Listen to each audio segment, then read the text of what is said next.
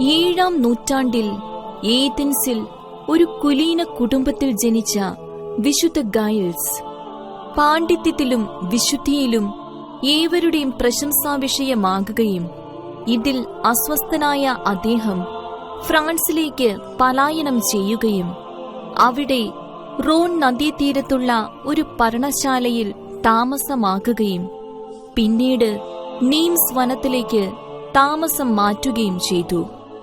വന്യഫലങ്ങളും കിഴങ്ങുകളും ഭക്ഷിച്ച് വലിയ ഏകാന്തതയിൽ ധ്യാനത്തിലും പ്രാർത്ഥനയിലും വർഷങ്ങൾ ചെലവഴിച്ച അദ്ദേഹത്തിന്റെ സഹചാരി ഒരു മാൻപേടയായിരുന്നു.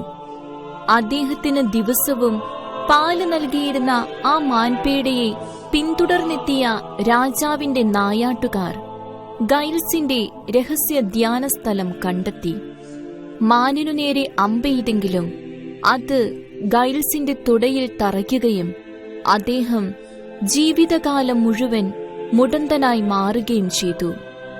ഗൈൽസിന്റെ രഹസ്യജീവിതം ആ രാജസൈന്യത്തിലൂടെ പരസ്യമാകുകയും അദ്ദേഹത്തിന് അനവധി ശിഷ്യന്മാരുണ്ടാകുകയും അദ്ദേഹത്തിന്റെ പർണശാല ക്രമേണ ഒരു ബെനഡിക്റ്റൈൻ ആശ്രമമായി മാറുകയും ചെയ്തു. വിശുദ്ധിയുടെയും അത്ഭുത പ്രവർത്തനങ്ങളുടെയും വിളനിലമായിരുന്ന ആ ഏകാന്ത വിശുദ്ധൻ ആ ആശ്രമത്തിൽ വെച്ചുതന്നെ കർത്താവിൽ അന്ത്യവിശ്രമം പുൽകി.